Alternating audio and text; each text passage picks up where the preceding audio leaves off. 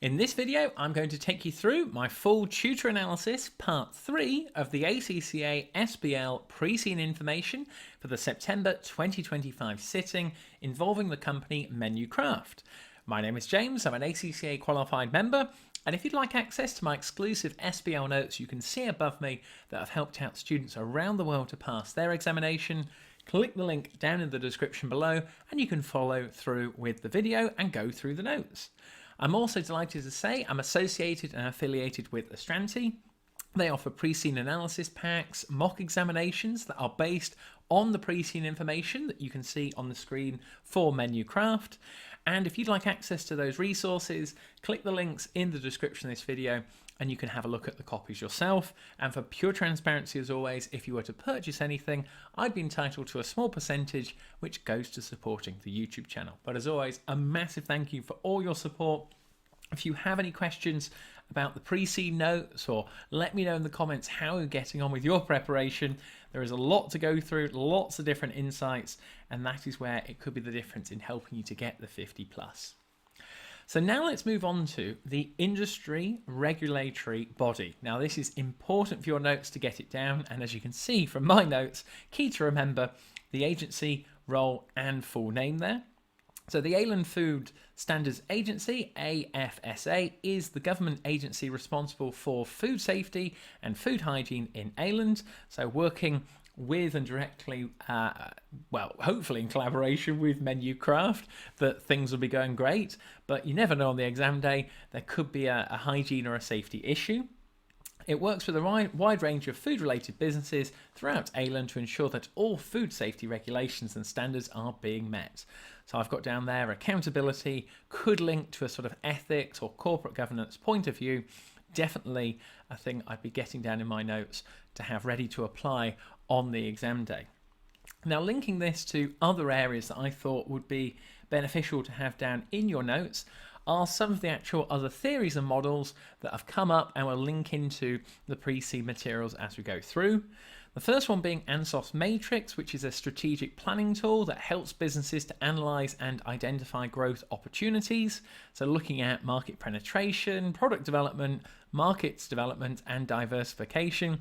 Based on what we've been through already in the pre-scene materials and to come, I would say it has definitely got a chance of applying some of the pre-scene information and could possibly be tested. We then also have the Johnson, Scholes and Whittington JSW model, and this is a framework used in strategic management that evaluates strategic options based on 3 criteria.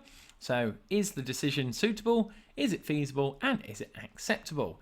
And essentially assessing whether a strategy aligns to the organisation's goals, which we are actually provided in terms of some of the KPIs and the board of directors as well. And this is where, again, I believe it could be applied or tested come the exam day. Another area that covers a lot of bases within the pre-scene materials are the 6 capitals of integrated reporting, which are financial, manufactured, intellectual, human, social and relationship, and natural capital. So these capitals are based on an organisation's value creation and discuss the usefulness of the information to stakeholders. Well, I can tell you now they've talked about value creation in the pre-scene materials. You'll see it later on, and there are a variety of stakeholders that are referred to. So again, definitely one you need to be aware of, could be applied, and you'll see that in the mock papers that Astranti provide in the links below. So now let's move on to the other areas of the pre-scene materials for your notes. We now come on to Menucraft, an overview of the company and its background. So this is going to be the difference in a student understanding what the company is about and applying it on the exam day. Because Menucraft is a meal kit business on there, founded 15 years ago, so well established in the capital city of the country of Ayland on there. And this is one of the reasons why locals like the company. They have great loyalty towards it because it was actually founded by 2 experienced local chefs. They have seen the success of the meal kit business model in other countries. This is the chefs. They were confident with their local knowledge of Ayland's food and industry and the high quality local produce that they could offer something different on there.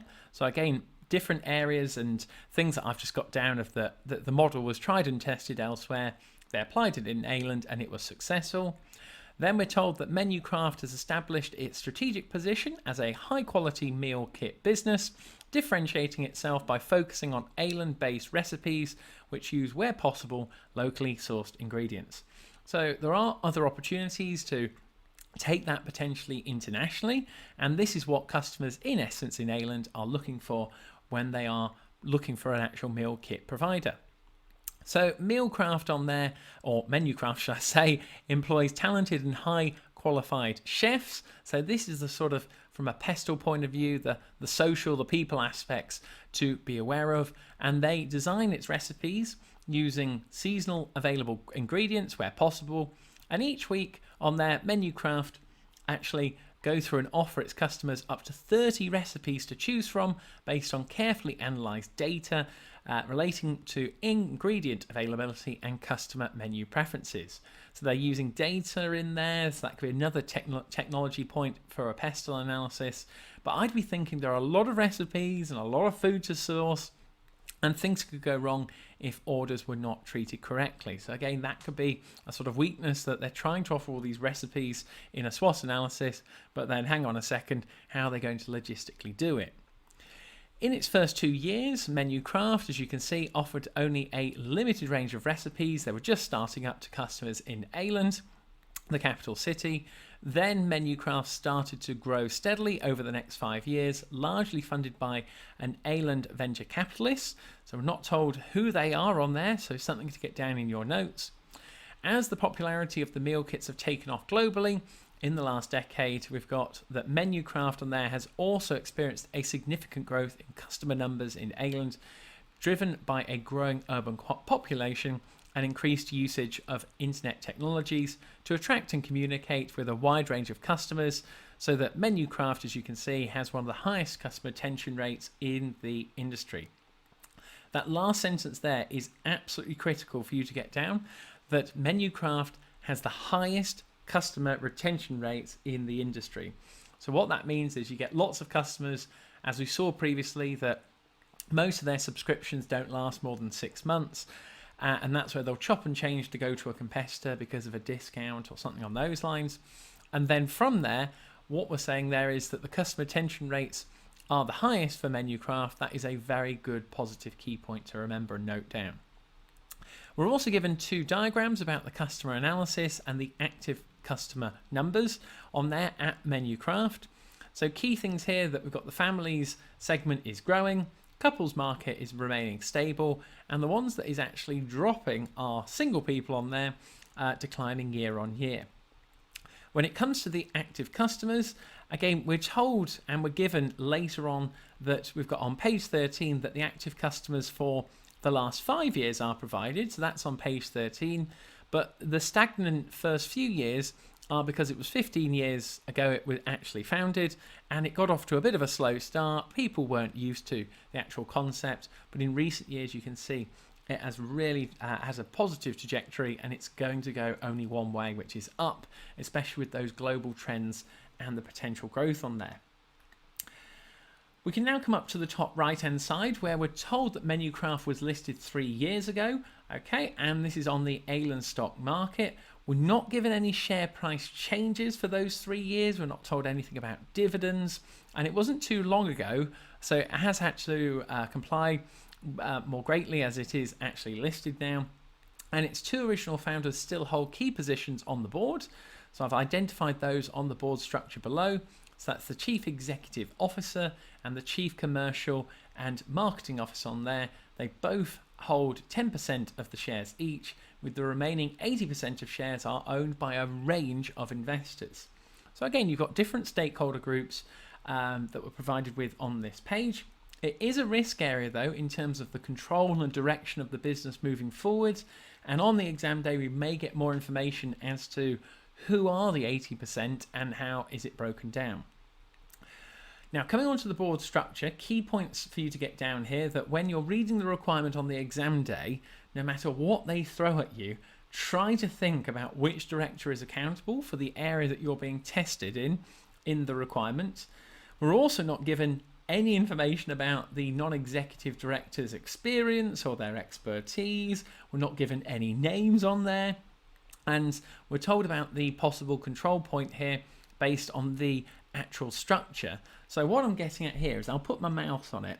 So this is where, if you think about it logically, look where the actual structure is going. For the Chief Executive Officer, they are in charge of the Chief Finance Officer, the Chief Operating Officer, who reports to the CEO, the Chief Commercial and Marketing Officer, one of those original founding chefs, and the Chief People Officer. So is the Chief Executive Officer with a 10% shareholding basically running the show? It's quite hard to say, but again, it's just one of those things that hopefully we'll get more information on the exam day as to what it means in terms of their different roles and how it's broken down for the board structure. And lastly, for the UK Corporate Governance Code, now granted this is actually based in Ireland on there, they'll have their own rules and regulations, but at least half of the board, excluding the chair, should be made up of non-executive directors.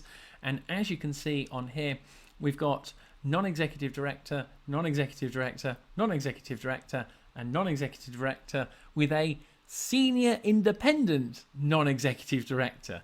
So they have 5 NEDs on there, but I was really curious, and I get it down in your notes, what differentiates a senior independent versus a just normal non-executive director?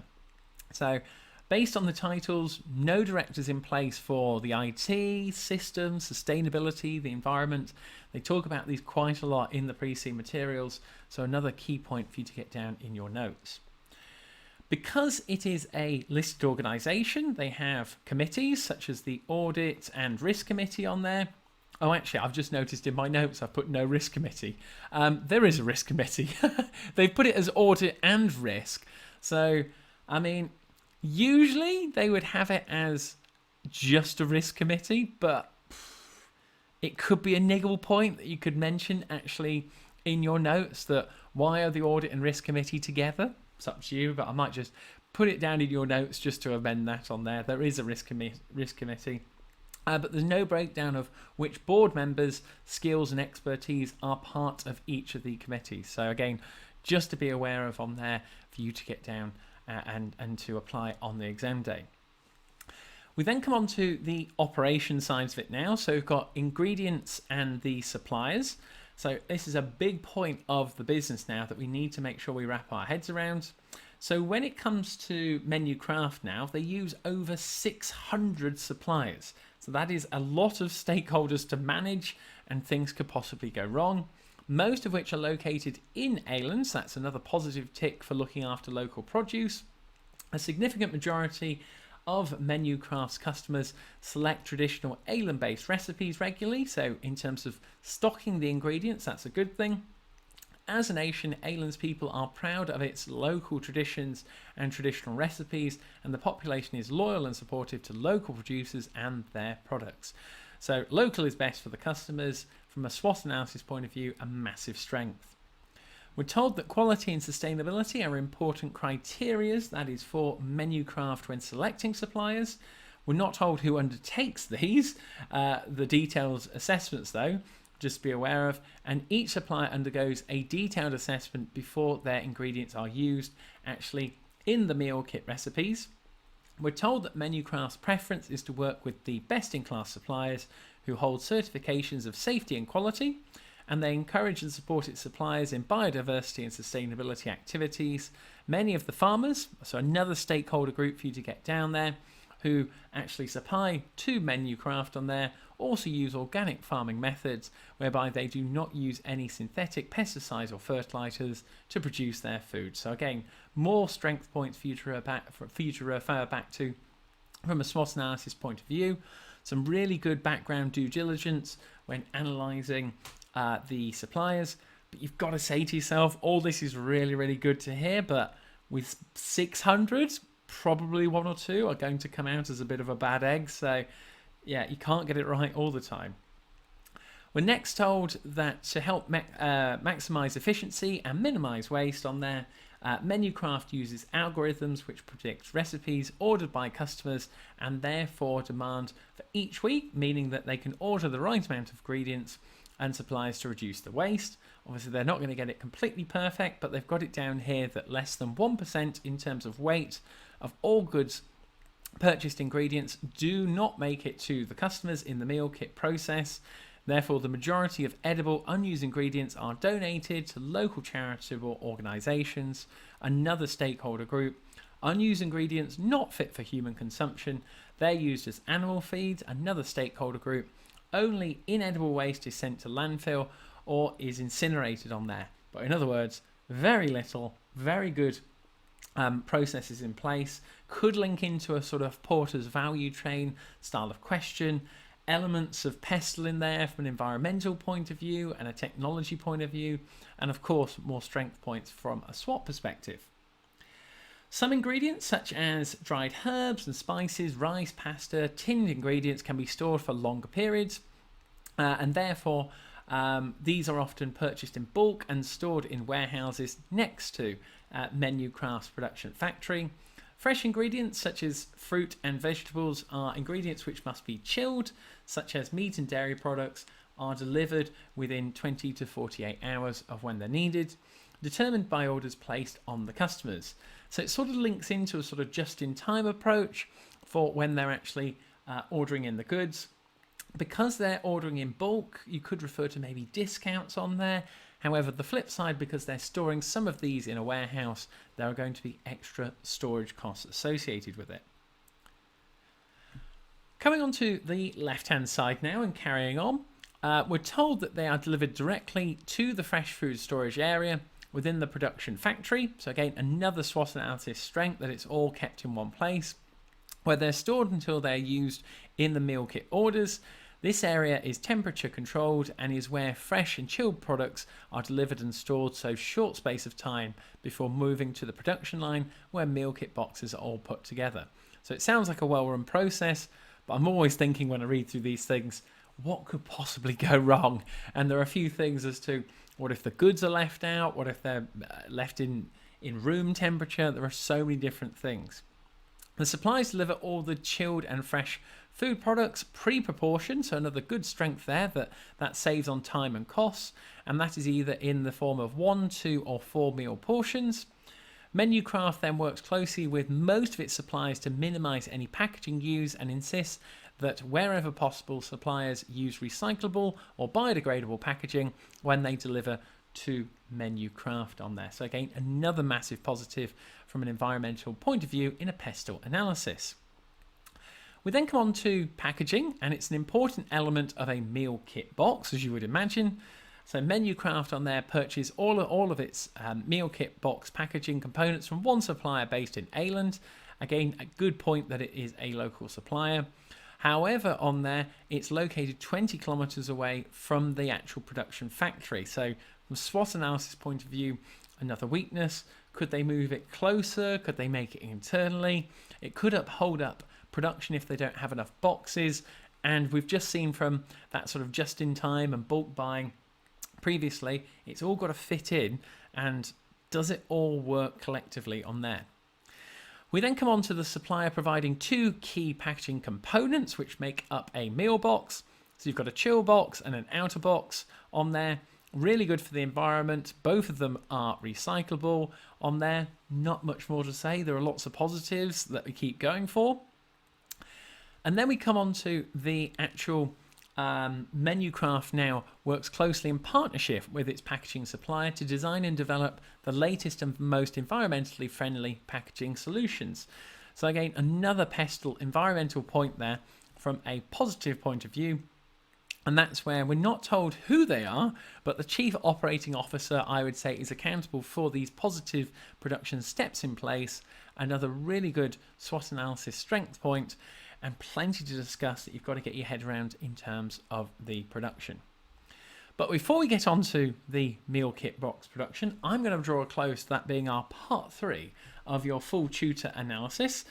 As I said before, if you would like to download a copy of these exclusive notes yourself, be sure to click the link in the description of this video, along with checking out those Astranti mock examinations and pre-scene analysis packs. They're definitely going to help you out.